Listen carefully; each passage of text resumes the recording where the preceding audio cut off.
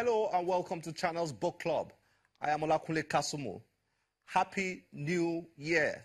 We hope you have been having a blast with your family and friends during this New Year period. Thank you for joining us once again this year. We are very excited about what the year has in store for us. Book reviews, book readings, book events, writing competitions, meet the author sessions, and so on. It promises to be a great year. One of the things we highly recommend on this show is that you create a reading list for the year or for every month or quarter.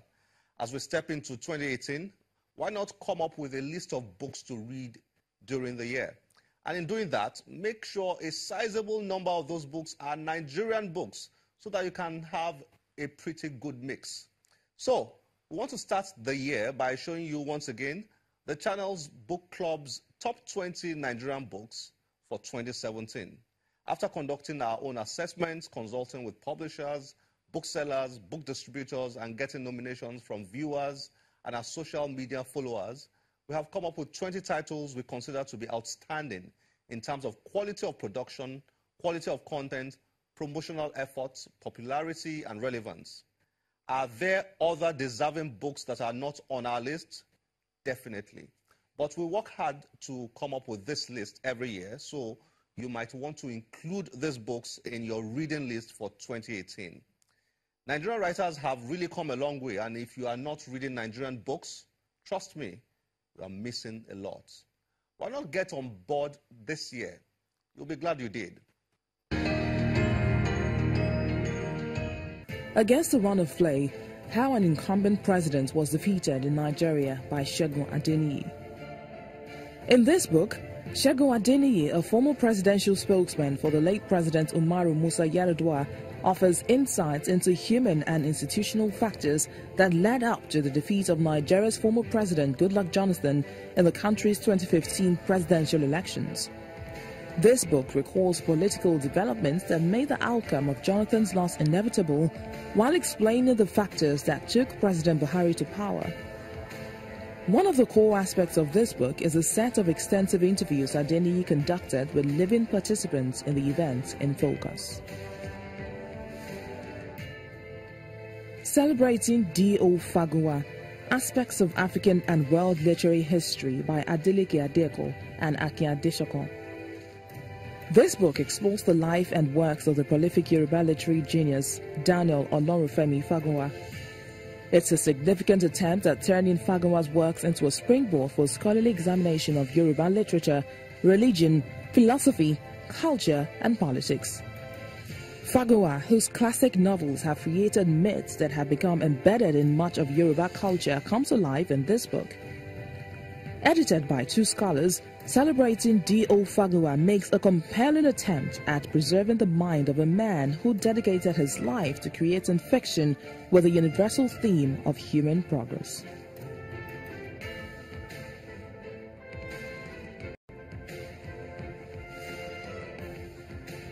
A Platter of Gold by Shupo Shashore.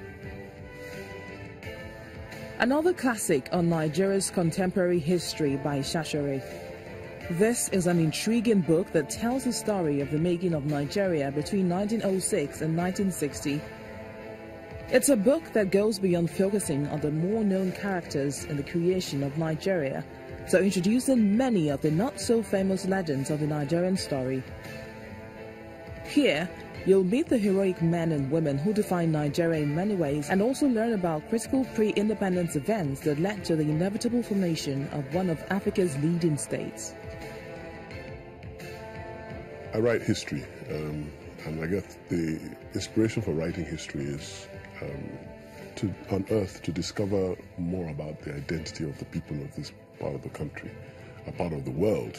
Nigerian history has always intrigued me because for growing up, it was largely hidden from us in the sense that we didn't really have this level of in-depth knowledge about Nigeria and its making as we did about other countries, for instance, Britain and America, and the world wars that we were all drilled with in our history curriculum. So that's probably where the original inspiration came from.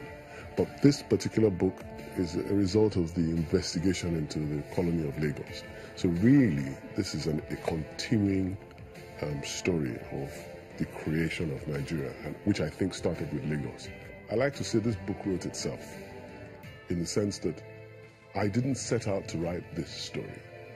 I set out to write about a period of Nigeria's history, following from the end of possess, which was 1906. I chose that it would end in 1960 because that was the colonial era, and that was the only thing that was deliberate about what I set out to do. What happens is a story that was told by the people, because it's a historical creation. It's not an act of fiction. So I didn't deliberately choose to de-emphasize anybody, but I was intrigued to find out what I did find out, that this overemphasized big leaders is not true, that these are the big leaders who created Nigeria. Nigeria was created by big moments, not big people. And this is a chronicle of the big moments in Nigeria's history. The Richer Woman by Omilola Oshikoya is a true story of how a young woman's pursuit of wealth that took her on a journey of self-understanding, adultery, and ultimately the discovery of her purpose. Omilola narrates how she was born in affluence but suffered loss after the death of her grandfather, whose business followed suit. That experience motivated her to become rich at any cost. The narrative about how she fell into temptation and almost destroyed her marriage with infidelity in her desperate pursuit is perhaps the most touching part of this thought-provoking book.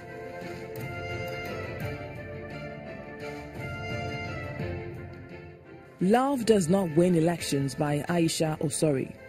After getting a law degree from the University of Lagos and Harvard, and also working successfully in the private sector, Aisha dived into the murky waters of Nigerian politics while clutching onto a dream of representing her people in Nigeria's House of Representatives under the People's Democratic Party. Sadly, she lost out after failing to even get the party's nomination at the primaries. Love Does Not Win Elections is her fascinating political memoir, a story that sums up Nigerian politics in many ways. Dear Willy, or a Feminist Manifesto in 15 Suggestions by Chimamanda Adichie.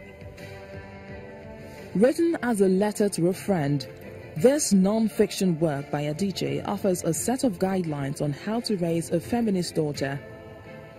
Adichie frames her thoughts on feminism and raising children in the form of a letter to one of her friends named Willy, who shortly after giving birth to a baby girl had asked the author how to raise her baby girl to be a feminist. Adichie's no-holds-barred suggestions included teach her to love books, never speak of marriage as an achievement, and because you're a girl is never a reason for anything. Coming from one of the most accomplished writers of her generation and a vocal feminist, this is a book you want to read if you have a girl or even a boy to raise.